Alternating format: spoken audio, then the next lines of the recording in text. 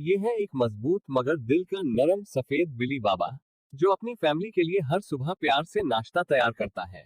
चाहे कितनी भी मसरूफियत हो, अपने बच्चों को संभालना कभी नहीं भूलता।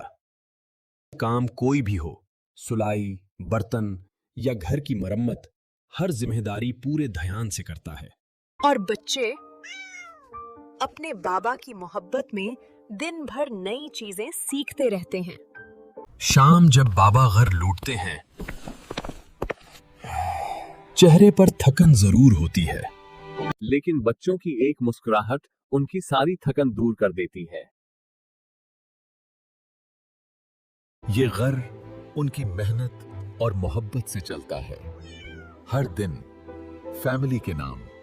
क्योंकि असल ताकत मिसल्स में नहीं, दिल में होते हैं। और इस बिल्ली बाबा का दिल सबसे बड़ा है।